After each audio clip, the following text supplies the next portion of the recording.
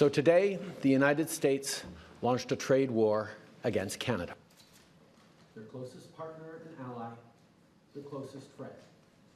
At the same time, they're talking about working positively with Russia, appeasing Vladimir Putin, a lying, murderous dictator. Make that make sense. Canadians are reasonable, and we are polite, but we will not back down from a fight.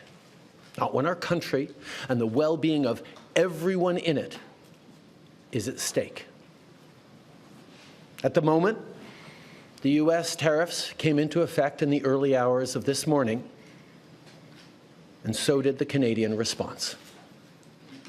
Canada will be implementing 25% tariffs against $155 billion worth of American goods, starting with tariffs on $30 billion worth of goods immediately, and tariffs on the remaining $125 billion of American products in 21 days' time.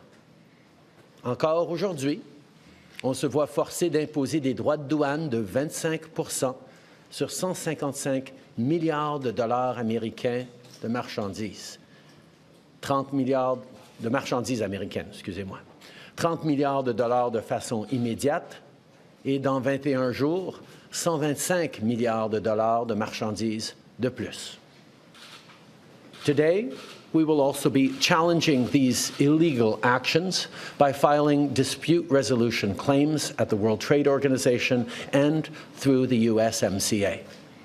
But in the meantime, our tariffs will remain in place until the US tariffs are withdrawn, and not a moment sooner.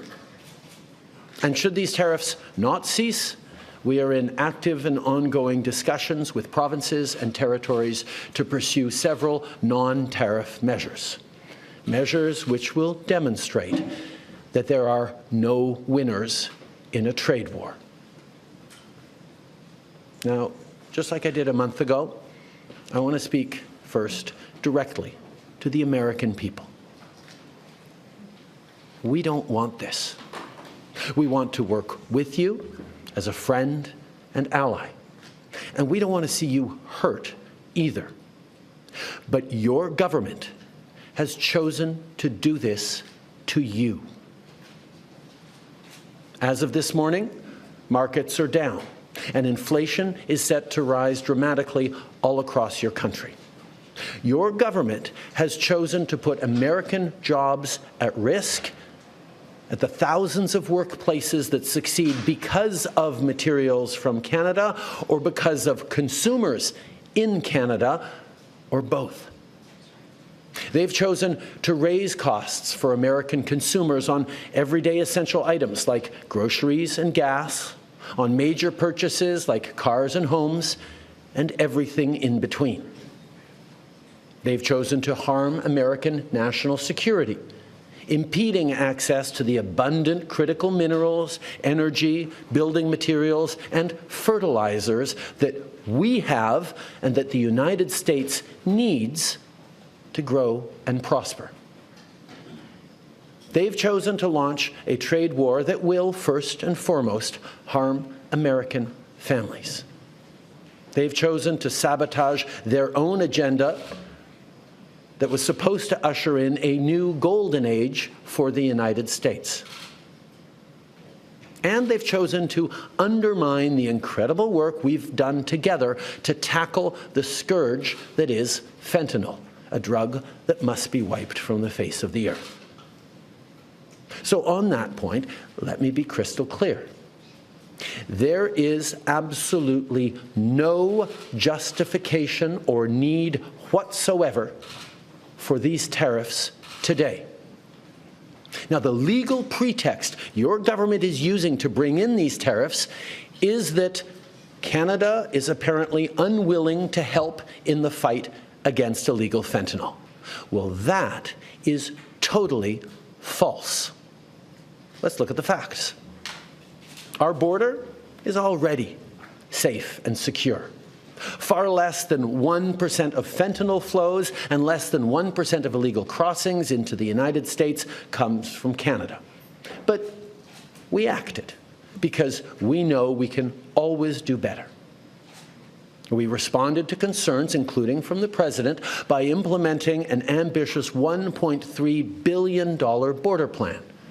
A border plan that includes generational investments in new AI and imaging tools to stop the flow of fentanyl in its tracks, stronger coordination and information sharing with American agencies, along with the deployment of drones, helicopters, and additional personnel to keep our border secure.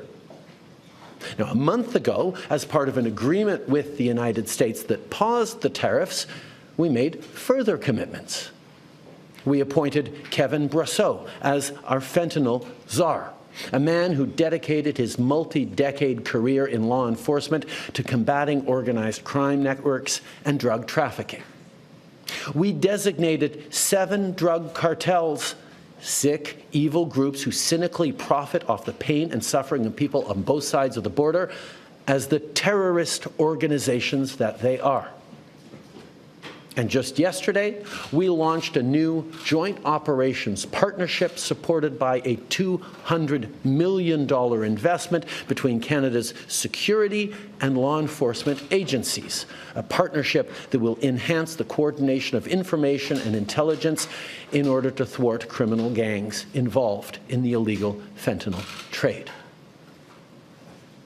And critically, our actions are working. As the U.S. Customs and Border Protection just acknowledged, there was a 97% drop in fentanyl seizures from January compared to December, to a near zero low of less than half an ounce seized in January, even with all the further enforcements and actions we've taken at the borders. In sum, we stepped up. We engaged closely and constructively with the President and his administration. We did everything we promised. We stuck to our word. And we did it because we believe in working together to protect our citizens. Now I want to speak directly to one specific American, Donald. In the over 8 years you and I have worked together, we've done big things. We signed a historic deal that has created record jobs and growth in both of our countries. We've done big things together on the world stage, as Canada and the US have done together for decades, for generations. And now we should be working together to ensure even greater prosperity for North Americans in a very uncertain and challenging world. Now, it's not in my habit to agree with the Wall Street Journal, but Donald, they point out that even though you're a very smart guy, this is a very dumb thing to do. We two friends fighting is exactly what our opponents around the world want to see. And now, to my fellow Canadians, I won't sugarcoat it. This is going to be tough, even though we're all going to pull together, because that's what we do. We will use every tool at our disposal so Canadian workers and businesses can weather this storm. From expanding EI benefits and making them more flexible to providing direct supports to businesses, we will be there as needed to help. But Canada, make no mistake, no matter how long this lasts, no matter what the cost, the federal government and other orders of government will be there for you.